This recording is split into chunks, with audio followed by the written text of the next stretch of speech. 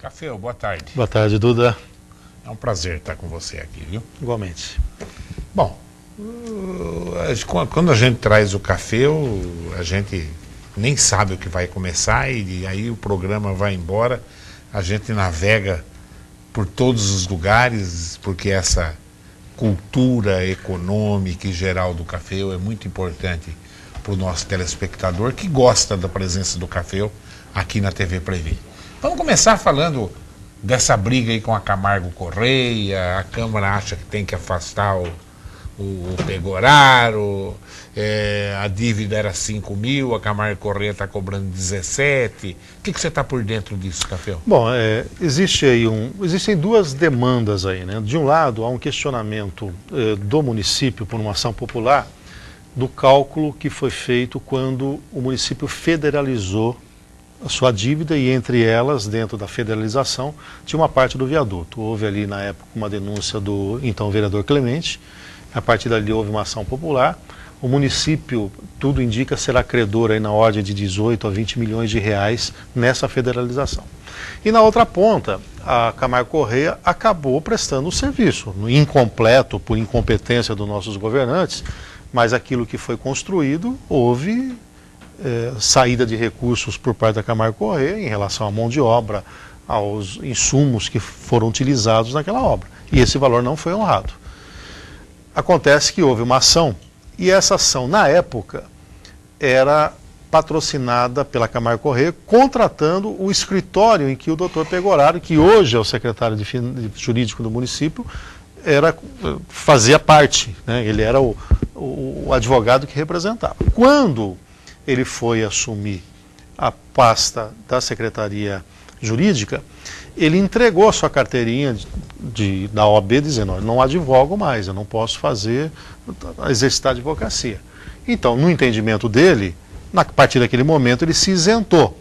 Evidentemente que o processo continuou em andamento e como ele patrocinou a inicial, o nome dele ainda consta lá. Como ele está viajando, ainda não ficou claro, eu tive ontem com um procurador do município conversando, não está claro ainda se ele é quem defendeu a prefeitura na outra ponta. Aí ficaria um problema ético, né? Ele deu a inicial e depois na sequência tem que retomar com o outro polo, quer dizer, ele poderia, se isso aconteceu, ficar mais distante, deixar algum outro procurador do município comandar isso. Mas eu não vejo uma interferência direta dele nessa questão do valor. Quanto ao valor, é evidente que o credor, ele coloca o valor que ele deseja. Não houve ainda a perícia.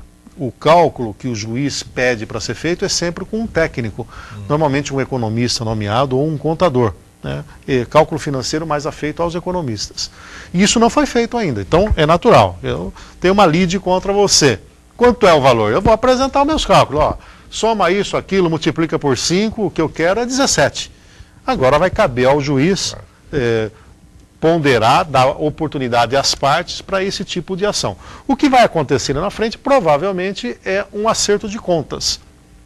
O município é credor da União, nessa cálculo errado aí da federalização, e é devedor da Camargo Correia na outra ponta. Esse cálculo provavelmente errado vai ser. Já é...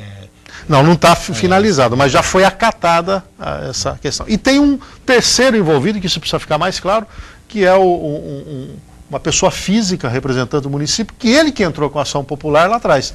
Então precisaria ficar claro por parte da prefeitura quais são as conexões que existem agora, né? Se essas duas ações serão tratadas separadamente ou se elas serão unificadas quando do acerto de contas. De qualquer maneira, acendeu o sinal de alerta, né? Alguém tem que debruçar sobre esse processo, porque como a justiça é morosa, isso foi caminhando e se chegou agora numa fase de discutir valor, é papel da Câmara Municipal debruçar sobre isso, colocar também o seu pé nessa questão.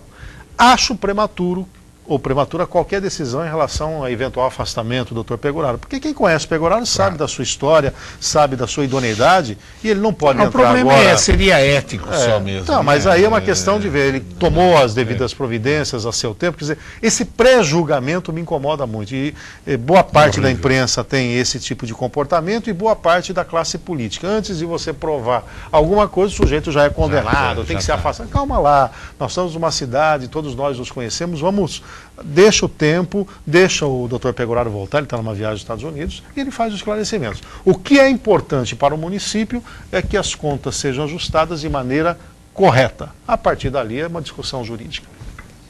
O nome Pegoraro é um nome de respeito em Bauru nos meios jurídicos, exatamente, né, Café? Eu acho que tem que ser. A gente percebe, né, quem vai para o setor público e sai da iniciativa privada e que não tem outros interesses que não prestar serviço, acaba sacrificando a sua própria carreira.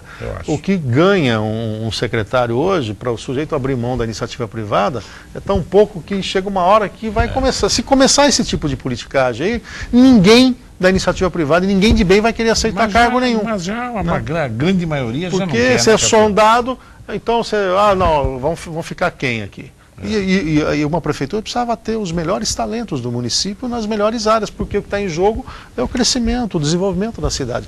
A ter uma postura da maneira com que os políticos estão conduzindo as coisas, o resultado final é chegar lá, Duda, você quer ser secretário? Eu não. Ô fulano, você quer ser secretário? Eu não. Por quê? Olha, faço tudo direitinho e ainda fico me sacrificando, então tem que tomar, eu acho que tem que ir um pouco devagar, dar um tempinho, sem uso político. Os prefeitos anteriores, o Rodrigo colocou uma gente nova aí de secretário, né?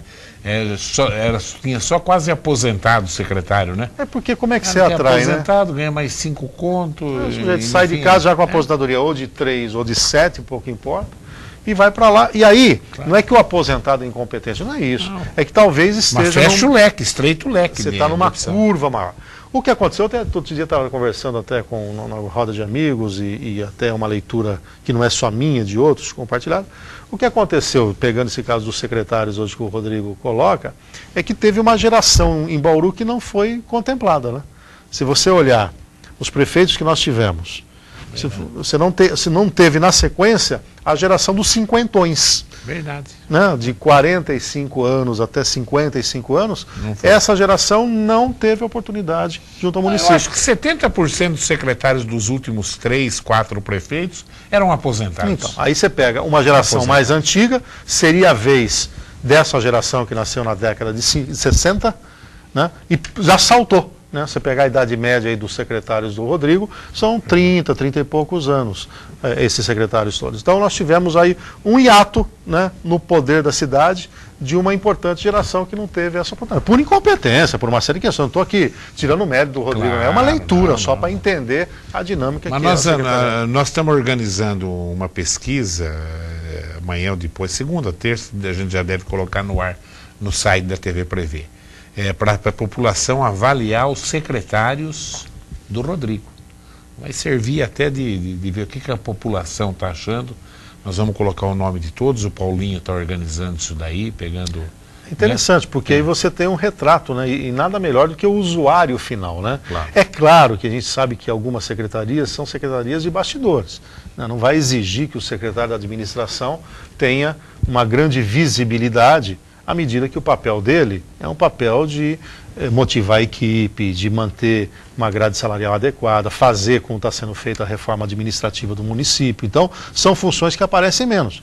Como o secretário de Finanças, ele tem que zelar pela saúde financeira do município, não é alguém que tem que ficar fazendo marketing disso, tem que ser o guardião do orçamento. Agora, tem outras áreas, como por exemplo, obras, tem visibilidade.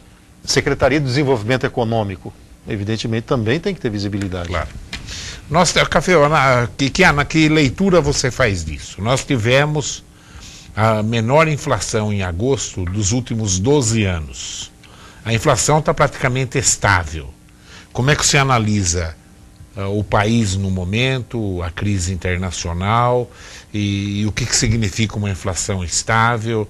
Vamos deixar de crescer? Vai facilitar o crescimento? Que análise você faz disso? Bom, achei importante contextualizar, né? Nós tivemos no ano passado reflexos da crise econômica internacional. Então a prioridade do país passou a ser crescimento econômico. O governo fez renúncia fiscal, tirou o pé da parte tributária, e com isso abriu espaço para que o país não entrasse numa grande recessão. Nós tivemos uma recessão, mas ela não foi acentuada. E permitiu, inclusive, que o Brasil saísse antes da crise do que outros países. Então, naquele momento, não havia preocupação com a inflação. É evidente, né? As empresas queriam vender a qualquer preço. Eu me lembro que o shopping ficou permanentemente aqui em Bauru em liquidação. Então não havia motivo, o mundo todo não está demandando nada. As pessoas estão sendo estimuladas a consumir, não tem por que aumentar preço. No primeiro trimestre desse ano, o Brasil cresceu numa velocidade chinesa. Claro, com uma base